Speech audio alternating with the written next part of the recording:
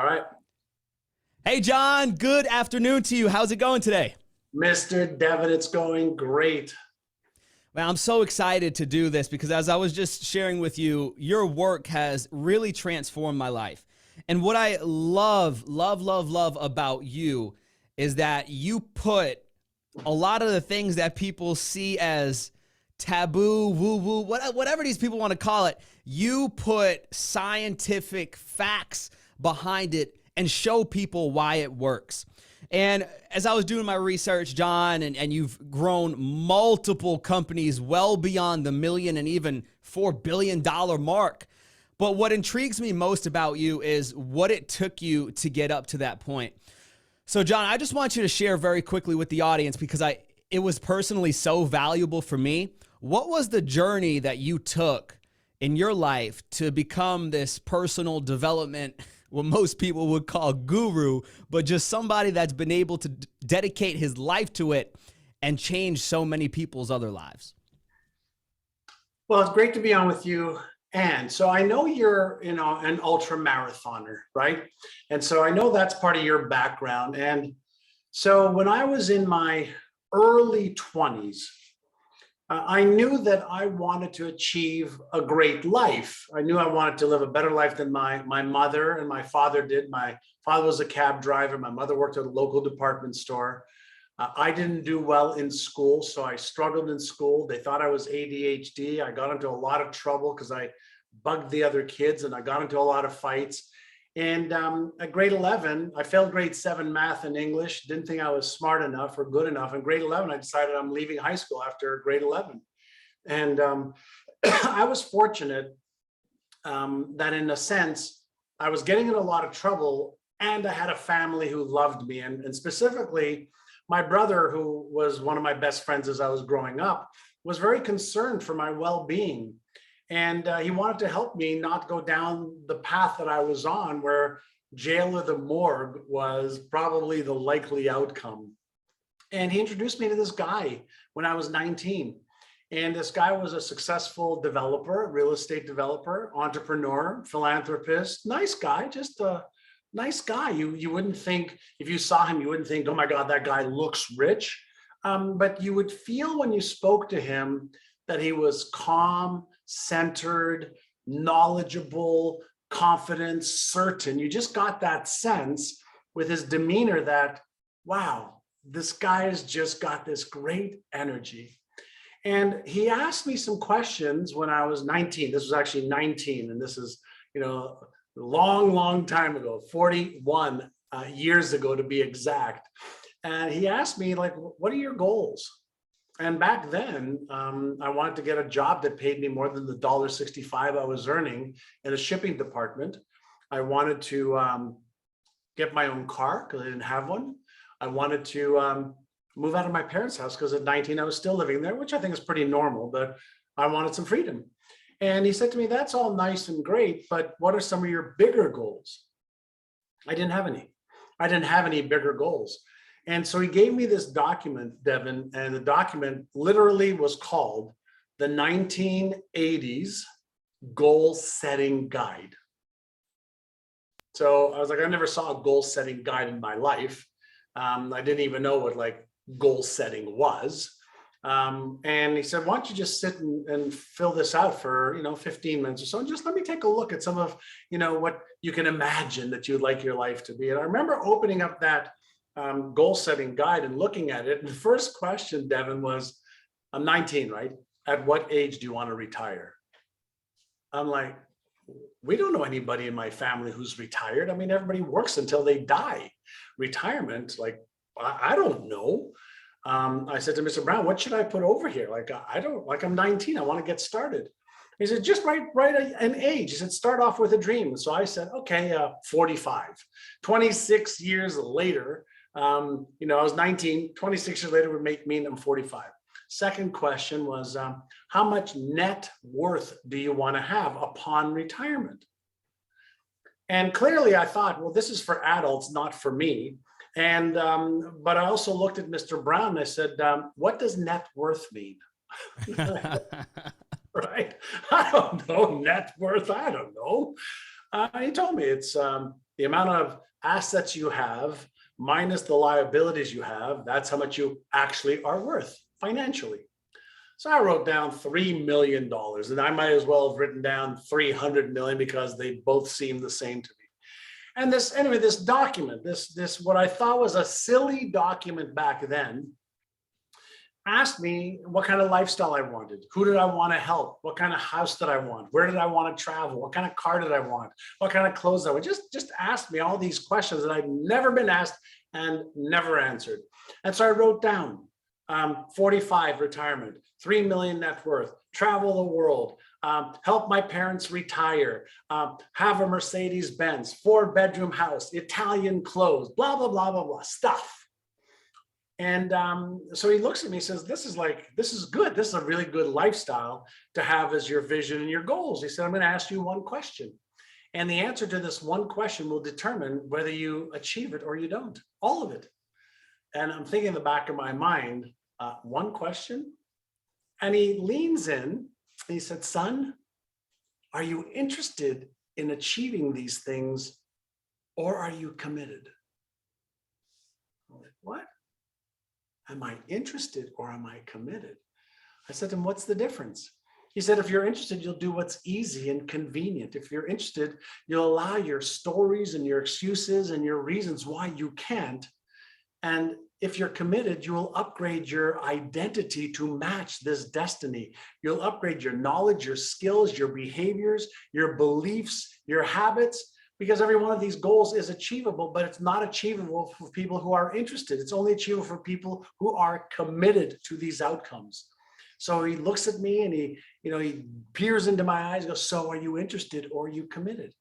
And Devin, I don't know why, but I just said, well, I'm committed, Mr. Brown.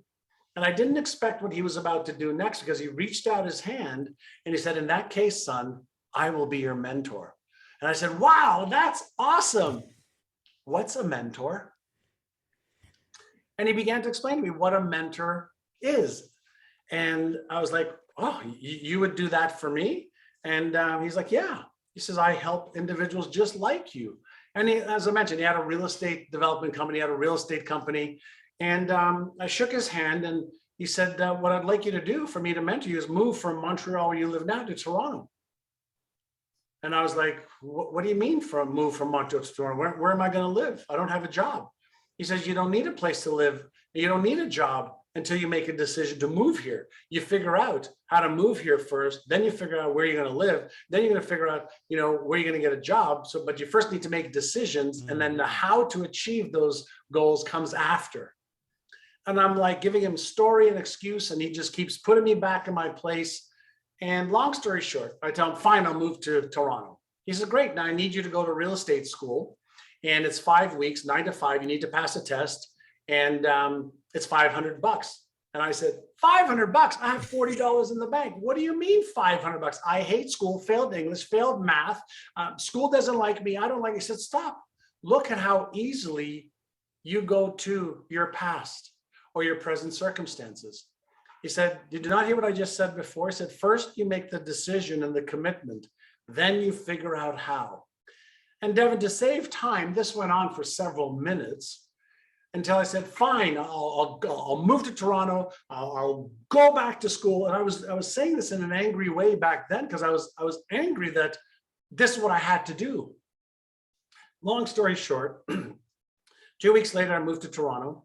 My mother lent me some money. My father lent me some money. My brother and my sister lent me some money so that I could actually pay for the real estate school and get some decent clothes. I went to class. I moved in with my brother who was living in Toronto at the time. I moved in with him. He drove me to Humber College, which is where the real estate course was, 9 to 5 every day, studying at night. 5 weeks later, passed my test, got my real estate certificate. I was 19. And Mr. Brown said, now I'm going to offer you a job. You did the work, you moved here, you did the work. Now you can come to work for me on commission only. I said, commission only? I said, how am I going to eat? How am I going to? He says, you're going to have to learn how to sell. So that's where everything began. But it all began with, first and foremost, saying yes to a very uncomfortable situation, which was to go to Toronto to meet this guy. I took the train to get there, then to meet this guy, fill out this document, and then overcome all of my own mental and emotional junk that was holding me hostage and keeping me stuck. And he was willing to help me open the door, but I had to step through it and really follow through to completion. That's why I said, I know that you're an ultra marathoner, and you don't become an ultra marathoner unless you are committed, okay, to at least starting to run, then maybe a 3 mile, then 6 mile or 10K, before you do a marathon, before you go into ultra marathon. But ultra marathons have got to be committed. Marathon runners have got to be committed. Anybody who really wants to achieve success, all the how to exists. It starts with commitment. I got so many questions to ask, but since you just talked about commitment, does commitment mean that you won't ever mess up? Because I feel like that's where a lot of people go wrong. Is they say, if I say I'm on a diet and one day I cheat, that's it. I'm not committed anymore. How do you define commitment? Well, commitment means that no matter what happens along the way, you're committed to the outcome, right? So every baseball player will tell you, I'm going to be the greatest at my position, and I'm going to fail 7 out of 10 times. Right? Every hockey player, every football player, everybody who invests in the stock market and real estate, everybody who starts a business, everybody who dates, everybody who's in a marriage, everybody fails. That's part of the process. So first and foremost, to think that there will not be setbacks, there will not be injuries, there will not be failures is not realistic in the game that we're playing. Whether it's the game of life, the game of money, the game of health, the game of business, the game of relationship, it doesn't exist that we won't have failures and setbacks. So wouldn't it make sense to learn how to frame and give setbacks and failures a meaning that will empower us versus allowing setbacks and failures to disempower us? What if we became better skilled at creating powerful frames or meanings for things that causes us to move forward instead of backwards? Is it possible that that is a skill and those are techniques that we can use? Not only is it possible, that is what the most successful people do. They turn their setbacks into their comebacks. They fail forward and learn from the failure so that they can figure out what to do to succeed faster. And the most successful people I find actually not only learn from their own failures, but they learn from the failures of others so that they cannot make the same mistakes that many people repeat over and over and over again. John, when we talk about overcoming failure, what I love about your work in this book, Inner Size, is that it is so practical in terms of all of the specific exercises that you give all the readers, the videos that you give us to watch. So I'm curious, in terms of overcoming a failure, because I know that there's somebody listening to this that's been through a whole lot and they feel just burdened. What is 1 or 2 practical exercises or tips that you would have for somebody to look at their past and to turn it into a situation that can drive them forward instead of holding them back? Sure. So take any setback or failure. I don't care if it's a breakup, a divorce, loss of money, stupid mistake in investing, a business that's gone sideways. Ask yourself this question. As a result of this setback or failure, what are 2 or 3 of the biggest lessons that I learned that if I apply those lessons, I will be much smarter and I will get a return on the investment that I already made for that lesson, right? So what if we took every one of our failures or setbacks and said, I've just paid, whether it's the mental, the emotional, the physical, or the financial cost of that setback or failure. I've already paid that. How do I take that and get a 10x return on that, let's say, failure? So I've lost millions of dollars, and I've also made a lot of money. And each time I've lost millions, I asked myself, what were the things that I did or didn't do that caused those losses? And then what can I do to ensure that I don't make the same mistakes in the future? Because I already paid the cost, right? So all of a sudden, the failures, have phenomenal lessons that can lift you up instead of put you down. Now, if I take failure and I frame I'm a failure, now I'm attacking my own self-worth, self-esteem, and self-confidence and self-trust. But if I said what I did or didn't do failed, I separate me from the behavior that I took or didn't take, right? And if I put that aside and say that it was a strategic error, right? It was a strategic error. It was a decision error. It was a lack of knowledge or skills error. It was a lack of paying attention error. Whatever it is, I'm going to separate it from me, of who I am as a human being. And then I say, is that something that I could ensure I don't let happen again? And for 99.9% of setbacks and failures, the answer is yes. That's so good. So practical. And I'm going to implement that myself. And believe it or not, John, when I read your book, it was right before I went to Army Ranger School, which is one of the toughest courses in the military. And it's a 62-day long course. And I failed on day one. And your work and reading what was in this book helped me get through that situation and do exactly what you just said. Turn that into literally the greatest opportunity that I ever had. Came on the heels of that setback, but it was because of implementing the types of different stuff that you recommend in this book. You said something there, John, that I really loved. You reframed that it was a super big failure to it was a strategic error. And what I noticed was that you were very particular in the language that you used. Yes. So, and maybe we could get into little neuroscience or anything that you would want to throw in on this, because I think it's super interesting. But what impact does our language have on the results that we get in our lives? Sure. So as a behavioral neuroscience researcher, if you think about the human brain, and I always have, like my plastic brain with me, right? So if I was to move aside and I just said, this is really what's processing all the information right now. This is what's causing me to talk. This is what's processing, seeing you right now. This is what's causing me to hold this up, right? It's like, forget the face and the eyes and the hair and the skin and even the skull, but there's a biocomputer, right? So do you remember the saying, garbage in, garbage out? Not true. It's garbage in, garbage rots.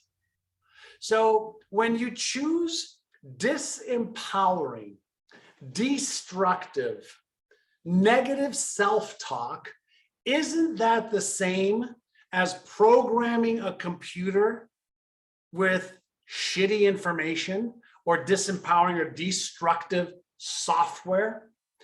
So when I choose my language patterns of how I frame things, when I choose the language patterns of, what do I do when I have or notice a negative or disempowering, destructive thought or an emotion or procrastination or self-sabotage or a behavior and result that I don't want? How I speak to myself reinforces the software in my brain. So I want to reinforce the software so that everything becomes a lesson that moves me forward versus a lesson that either keeps me stuck or moves me backwards. So the art of self-communication, self-talk, if you are a Navy SEAL, okay, one of the things you must learn is self-talk management. What you also must learn is emotional regulation. What you also must learn, okay, is how to deal with adversity, because adversity happens to all of us. And either you are going to have language patterns of mass construction building you up, or you will choose language patterns of mass destruction, which push you and pull you down. So one of the first keys is to start being aware, not only of your thoughts, but your self-talk. Because your self-talk will determine how you feel. How you feel will determine whether you've activated the reward center of your brain, which means you're going to move forward because you're motivated, or you're going to activate the fear, stress, anxiety, self-doubt, uncertainty circuit in your brain, which deactivates motivation and keeps you stuck in your comfort zone. So everything that I'm sharing is based on neuroscience and neuropsychology, and just understanding that we have so much more control than we think we have. However, we become conditioned, okay, to have certain patterns that get reinforced that are very, very hard to break. And, one of the things I love, for example, about, athletes is, if you've, let's say, been running for X number of years, or even, let's say 6 to 12 months, when you don't run, that's hard. Because you're missing the adrenaline, the endorphins, the air, the feeling that you get. So whenever we are looking at human behavior and high performance thinking and high performance emotional management and high performance behavior, it all starts with what's happening in between your two ears, the 6 inches between left and right ear. And then, John, so that self-talk becomes a habit, basically, if I'm correct. Of course. So then let's walk through a little bit, because I love what you talk about in your materials about this, about changing a habit. Because even for me, in some parts of my life, for me, for instance, it's controlling what I eat. That's my challenge. So sure. I would love for you to talk on, number one, how long does it take to set a new habit? Because you hear so many people say so many things, and then walk through the process that I or any listener could take to restructure a habit and make it a positive one instead of one that holds us back. Sure. So if we just dive a little bit beneath the surface for just a moment, and ask, everybody who's listening or watching a question, when you were you born with habits, pre-existing habits? No. Were you born with beliefs? No. Were you born with a meaning for anything? Were you born with language patterns, math? No, zero. And so the question is then, what is a habit in the brain? And a habit is nothing more than a combination of thoughts, emotions, feelings, sensations, and behaviors that have become so automatic that zero thought is required for that circuit or that series of circuits to activate in the brain to begin the process of behavior and results. So we all know that we have, constructive ones and destructive ones and powerful ones and disempowering ones, etc. And so the question from a neuroscience perspective is, if a habit is nothing more than a reinforced pattern in the brain, meaning brain cells that have fired, neurons that have fired and wired together, that formulates maybe a simple pattern, but the pattern that's reinforced becomes stronger and stronger and stronger and stronger and easier for our brain to fire those neurons, right? So just mechanically, that's what's happening. So what do we know about neurons that fire together and wire together? Well, we know that initially when we're learning how to walk, how to brush our teeth, how to put on our pants, how to shave, how to learn a language, or how to do, arithmetic, right? We know that we have to have conscious effort, deliberate, volitional effort. And here's what we know, that somewhere between 66 days and 365 days, this conscious pattern that I am actively managing and using willpower and grit and persistence to activate goes from a conscious pattern to a subconscious pattern. Now, here's where the magic happens. When we have empowering habits, they build other empowering habits.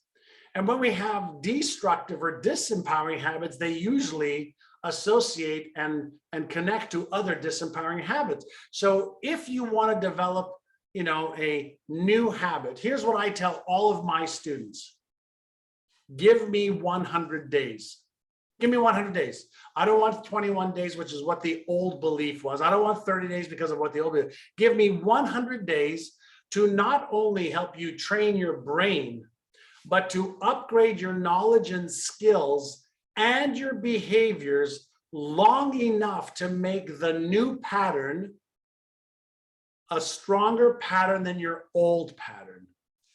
Now, why is 100 days important? Well, if I could get you to walk every day for 100 days, even if it's 5 minutes a day, you start to crave walking, and you might want to add 2 minutes a day or jog a little bit, or maybe add some stretching to it.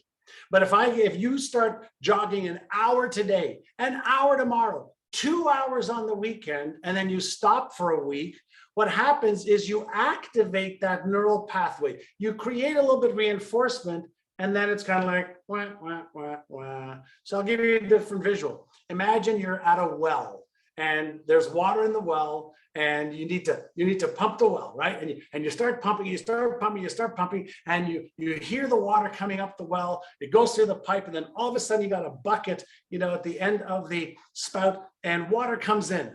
And then you go run and get the water. What happens to all the pressure in the water? It goes right back down the well. Then you want to start again. Okay, all right, here we go again. Let's start. Well, why not automate the process based on how our brain formulates patterns and reinforces patterns? And so anything that we practice becomes permanent patterns. Patterns that we give conscious energy and attention to over a period of time override old patterns. So if I want to replace a disempowering habit with a new empowering habit, first, let me commit to 100 days. Second, reduce it to the ridiculously small amount. I prefer somebody say, I'll give you 5 minutes a day for 100 days versus somebody who tells me I'll give you an hour a day for 3 weeks. So first and foremost, let's change the frame, right? Let's change the frame and the expectation point. And the same thing is true, with running a marathon.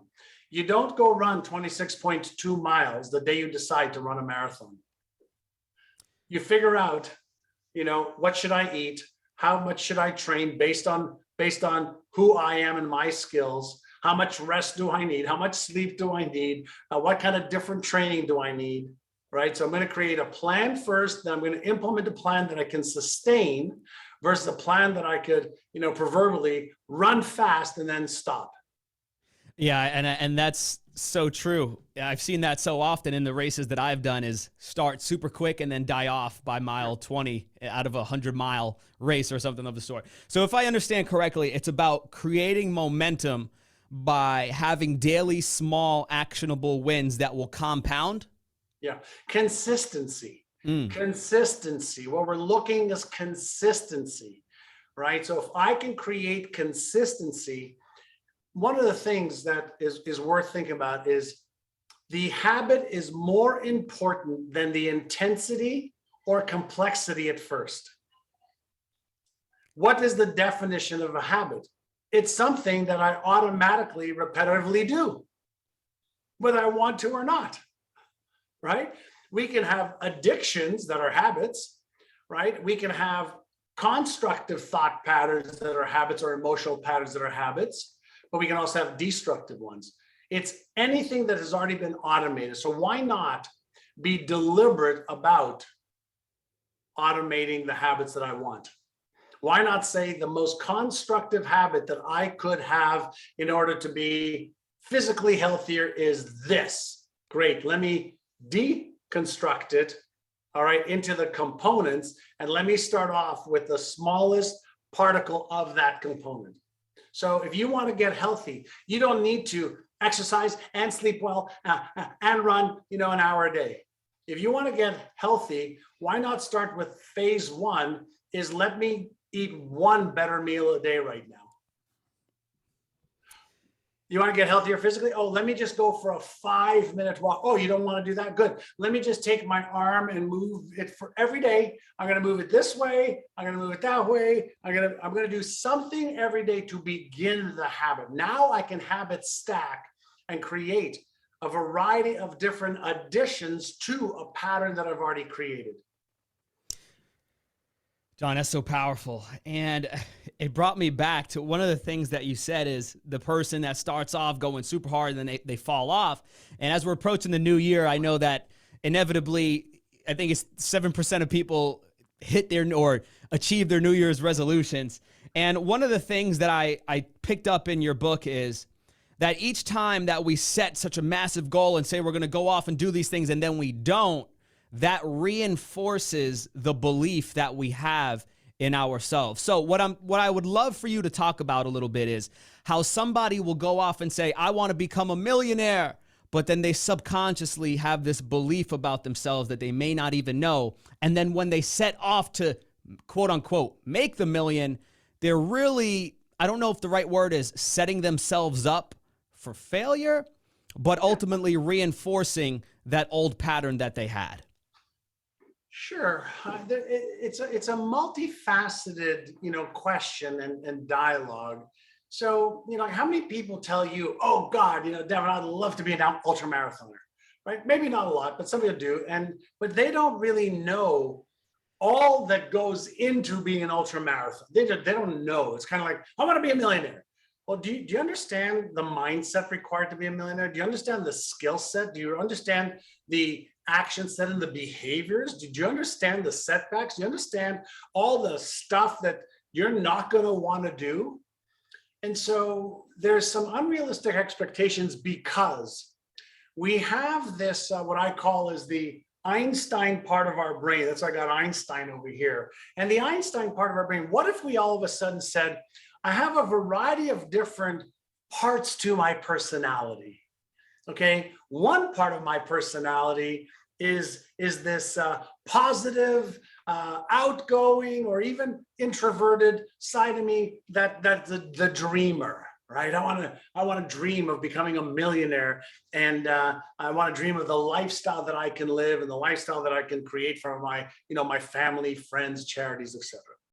But then there's another part of our brain, which I call as Frankenstein's monster, that is there to protect us. And the way that part of the brain works is, what if you set this goal of becoming a millionaire and you fail?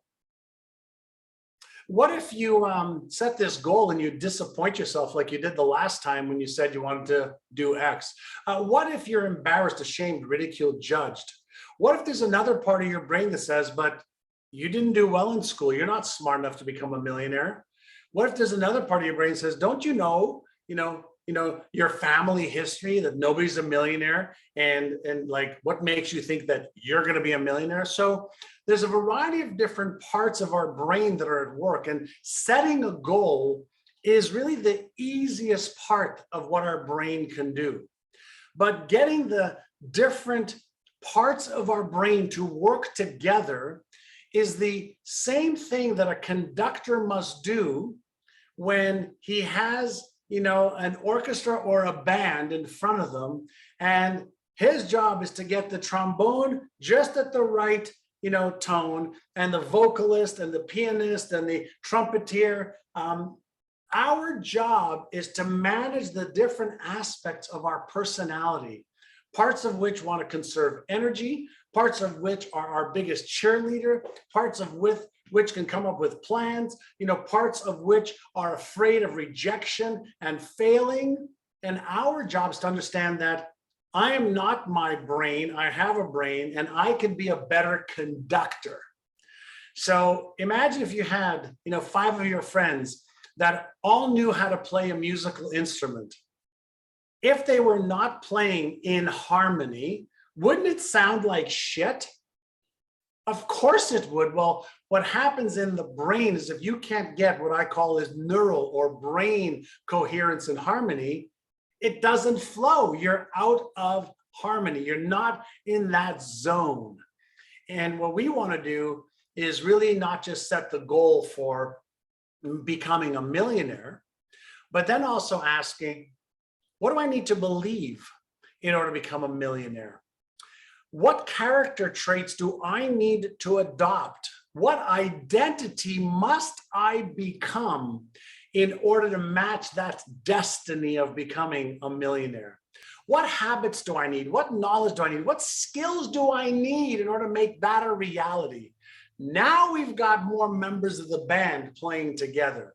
So I'll give you a slightly different answer and a visual, all right, for everybody to really get. Imagine that you're sitting at your local gym, sports bar, coffee shop, wherever you go. And imagine that one of your favorite Hollywood movie stars, okay, sees you and comes up to you and says, hey, Devin, I just saw you as I was walking by, and my friend Steven Spielberg and I were just looking at a script that we just wrote. And you, okay, based on looking at you and seeing how you interact with it, you would be amazing for this role that we have that's about 5 or 6 minutes. Would you consider coming to Hollywood and seeing if you can act and become this role? We'll pay you $1 million if we take you on to be the actor for this 1 5-minute role.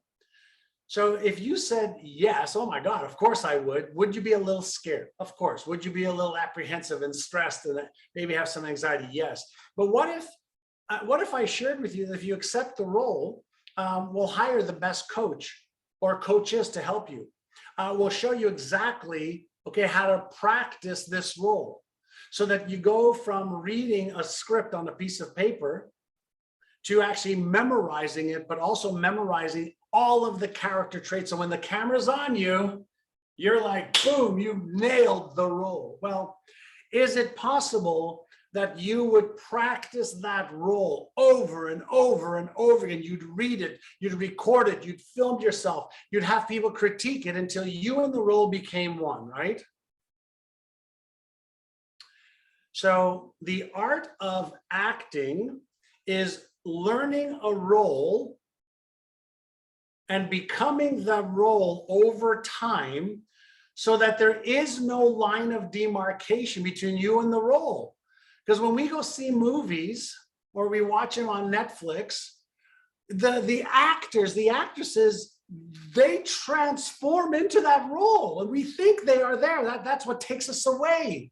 And it's because they've practiced so much that we forget who they are like in real life. And for that brief moment, they are that role. We are like, wow. Well, becoming a millionaire requires creating that kind of coherence. So what you say, what you think, what you feel, and what you do is coalesced and aligned so that you actually remain consistent to the role as much as possible. So it's about becoming the person required to do and have the thing. Right. Because if you don't, then you do it for a day or two and then you stop. And you do it for 3 days or 4, and then you become your old role again. So whenever you're looking to achieve something, yes, I want you to take the behaviors required to do that. But you can also rehearse in here. You can also rehearse in how you speak. You can also rehearse in how you feel. So now we can practice in private so we get praised in public. Wow, I love that. And a couple of your friends that I had on here said the same thing. And this is what I love to see is that these are principles that Correct. never change. So yeah. I love seeing and hearing that. So thanks for sharing that, John. And what I'm really curious about is I love how practical and actionable everything you talk about is. So say somebody is setting some goals for 2022. Sure. And they are committed to these goals, just like Mr. Brown asked you, are you interested or you're committed? I say I'm committed. What are maybe 2 or 3 action steps or exercises? I know that Mr. Brown had you put your hand over your finger over the. What would you recommend people do that would enable them to become that person? Sure. So I love process, right? Process. So first and foremost, all your goals should either be on your mobile phone in writing, laminated in a book, on your computer. First and foremost, put it in writing, put it in present tense as if you've already achieved it. So all of my goals, would have, something to the fact of, I'm so happy and grateful for the fact that I now weigh 195 pounds, 10% body fat, and blank, blank, blank. I'm so happy and grateful for the fact that I now have earned this amount of money per month, per week, per year, whatever the case is. So I put everything in positive present tense as if it's already happened. Part one. Part two, every single day, I review my goals. Every day. I review my goals for the year and for the day and for the week and for the month. I review them every day. Why do I review them? Well, do you remember earlier I shared that this is a biocomputer and the neurons that you fire together wire together, and the neurons that wire together over space, repetition, and time go from conscious effort to subconscious pattern, and any pattern that you reinforce reinforces itself. Let me repeat that. Any pattern that you reinforce reinforces itself. So any negative pattern you reinforce reinforces itself. Any positive, constructive pattern you reinforce reinforces itself. So I know a little bit more about the human brain than the average Joe. So every day I want to focus, I want to prime my brain. I call it cognitive priming. I want to prime my brain to focus on what I want. You know what most people are focusing on? What they don't want and what's not working. I want to focus on what I want and what I need to do or what I need to adjust. I'm totally aware of what's not working. Make no mistake about it. But I'm not focusing on what's not working. I'm focusing on what I can do to achieve what I want. So every day, I'm focusing on what are, for my health, wealth, relationships, career, business, finances, fun, and experiences, which are the things I focus on. What are my highest impact activities that'll move me closer to that goal? In the relationship to money and my business, what are the highest income producing activities to help me achieve my income goals? Now, imagine this. When you leave, New York City, which is where you were originally from, and you get on an airplane, and let's say you're coming to the west coast of California, all right? Are you aware that the airplane is off track most of the time, but there is a GPS system, right, that calibrates and moves it faster, slower, higher, lower, automatically based on the conditions, in the air? Well, if I have a goal and I have a plan, which every airplane does, every cruise ship does, every missile that leaves, a rocket does, but it has a GPS to keep it on track, recalibrate, higher, lower, faster, slower. Well, guess what your job is? Your job is to, at least on a daily basis, check in. Am I on track or off track? Do I need to continue doing what I was doing, or should I adjust course right now? Now, how is that any different than running a marathon? Right? It's no different. In your training is when you calibrate, and on race day, you implement, and then you optimize, then you accelerate. So before we get antsy, doing, let's do a little planning. Let's start implementing, let's adjust. And the individual who takes the time to adjust more often than the other is going to have more opportunities to fix course or to alter course and to course adjust. So part of what I do every day is I adjust. And I do it for my health. But I have the systems, the processes in place so that optimization is easier, not easy, but easier, because I am paying attention. Wow. That is, and it's so simple, but so profound. It's so simple, but here's the problem. Because it's easy, it's also easy not to do. Right? Because it's so easy not to do. Because I can tell you what it is, but you're not going to do it.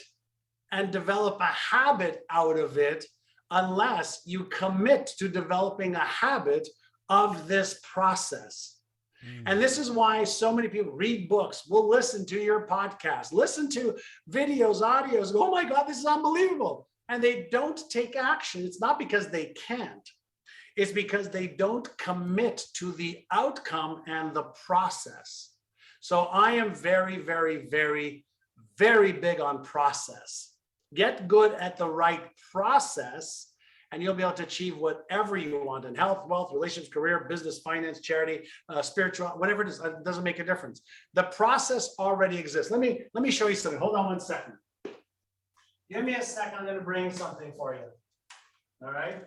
I like to use examples that just about everybody can understand. Have you ever tried to solve the Rubik's Cube? Oh, I have. Have you ever solved it? I have not. Okay, so we have a 2x2, right? Pretty simple. We have the 3x3s, a little bit more complex. We do have the 4x4s, a little bit more complex. We have the 5x5s, a little more complex. And then we have the granddaddy, okay, get your 25 hours ready to do this one, Rubik's Cube. Now, here's my question for you. Let's say this is the ultra marathon, several of them, in 30 days. And let's say this one is like one ultra marathon, and this one is your marathon, or this one is your marathon, right? The point I want to make is this: if you want to solve the Rubik's Cube and you are committed, could you go on YouTube right now and learn how to solve this in less than 10 minutes? Absolutely. Oh, what if you want to solve 3x3? Maybe take it 20, 30 minutes to learn? Absolutely. Oh, what if you want to solve 4x4? Is somebody on YouTube teaching it for free right now? 100%. If you want to go to some of the big granddaddies, could you go to maybe Rubik's Cube boot camp and learn from experts? Absolutely. Right. The reason you haven't solved the Rubik's Cube isn't because you can't. The reason you're not a millionaire is not because you can't be. The reason you're not in the best shape of your life is because you haven't made a commitment to be. Because all of the how-to, the beliefs, the habits, the skills, the strategies, the tactics, the techniques, the processes, the systems, they all exist, but they only exist for people who are committed, not for people who are interested. And John, if someone is listening and saying, how do I get more John, or how can I work with John? Because I know you offer such valuable stuff. Where would you tell people to go and check out, John? So a couple things. If somebody wants to really change their brain so they change their income, they can go to brainathon.com. We have a free 6-7 hour training on Saturday with me and other brain experts on how to change your brain so you can change your income. If you want to learn from some of the stuff that I've done that are my books, for example, I've got my #1 Amazon bestseller, Inner Size, The New Science to Unlock Your Brain's Hidden Power. I have my Having It All New York Times bestseller book. I have my book, The Answer, New York Times bestseller for business owners. I'm on Instagram. I'm on Facebook. I'm on YouTube. I have lots of free stuff, and I have lots of programs that people invest in themselves to learn the processes and the thinking and the strategies of how to achieve success faster. Well, I love it, John. And before I let you go, I got to ask you, when it's all said and done and you look back, what's the legacy of John Assaraf going to be? Just that I made a difference. I mean, I'm not looking for, anything other than my epitaph is he lived, he loved, he had tons of fun, he made a difference. Game over.